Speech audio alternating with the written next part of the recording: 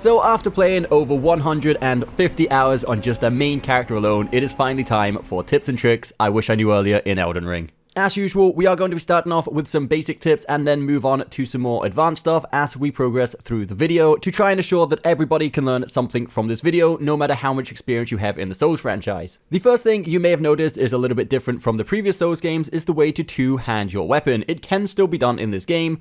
All you need to do is hold down the triangle button and then press either R1 or L1 depending on which handed weapon you want to put into two hands. We are going to be using PlayStation controls for our examples, but you can just transfer those over to Xbox, which is pretty straightforward. Just in case you are new to the franchise, a great reason to two-hand your weapon is that it actually increases your strength stat by 50%. This, for example, means if we have 10 points in our strength stat and a weapon requires 15 strength, by two-handing the weapon, it actually allows us to efficiently use that weapon without actually meeting the strength requirement.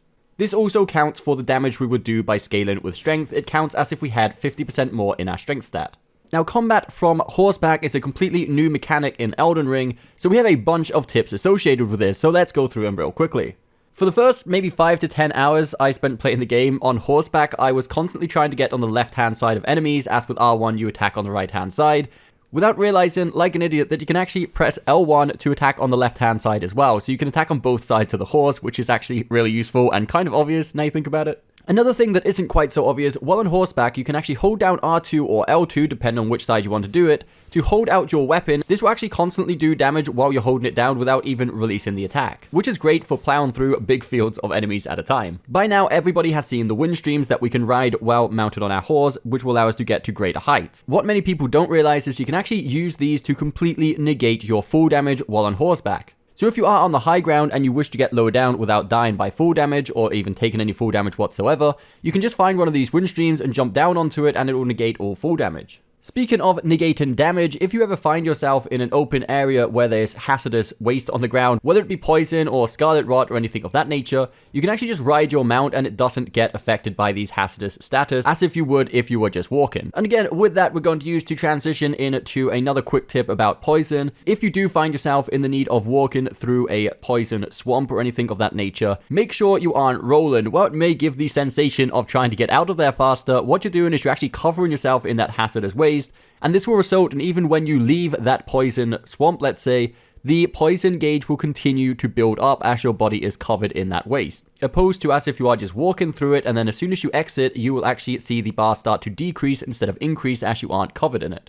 This next one also comes from previous Soul titles. We're going to be talking about the quick items. These are the ones you can assign to use when you're walking around by pressing square and scrolling through them with down on the D-pad.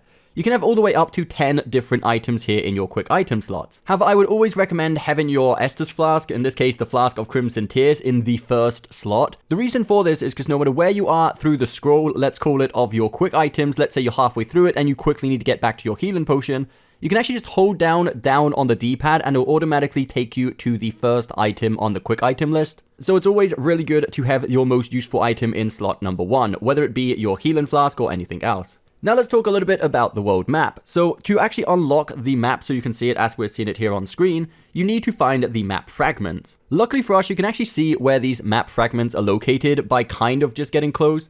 As soon as you unveil a little bit of the mist around that region, you can actually zoom in and find these small little red pillars, I suppose you could call them, and those are the map fragments. So as soon as you enter a new area, definitely head straight for those to unlock the map for that given region. Speaking of other things we can see on the map without the need of actually going there is, if you pay close attention, you can kind of see the outline of ruins and churches and stuff like that on the map without the need of actually uncovering them.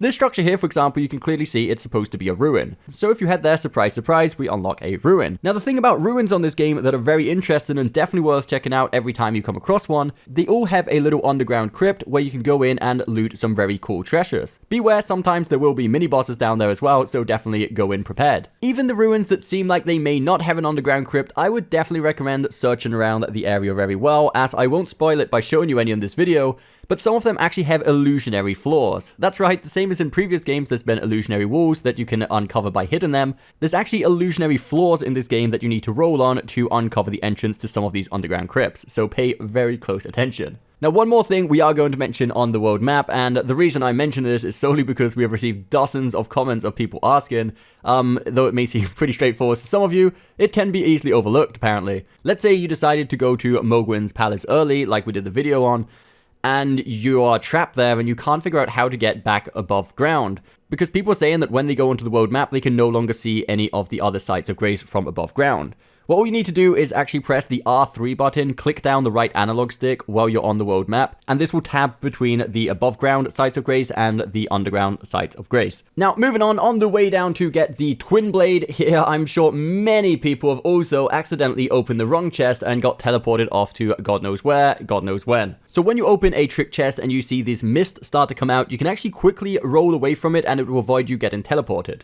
Now, once you are in some of these later areas, you'll notice certain enemies have grab attacks which are very annoying and deal a massive amount of damage.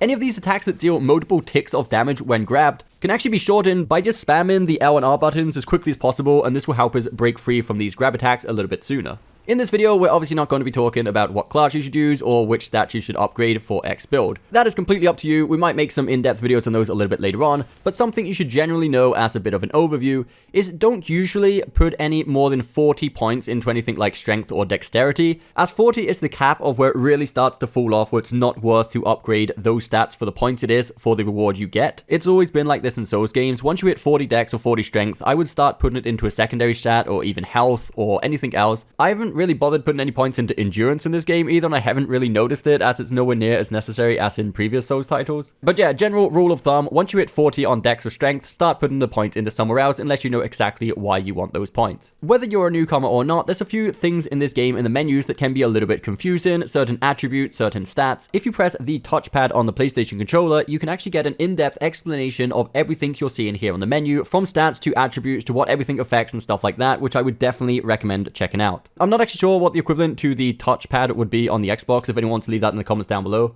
So that is it for now, guys. We do have a bunch more tips I really want to talk about, but this video is getting very long, so we may have to make a part 2. As usual, if you have got any extra tips you want to leave in the comments down below, please do so to help out your fellow Souls players. I hope you did find this video helpful. If you did, don't forget that thumbs up button, subscribe for more content coming very soon, and we'll see you next time.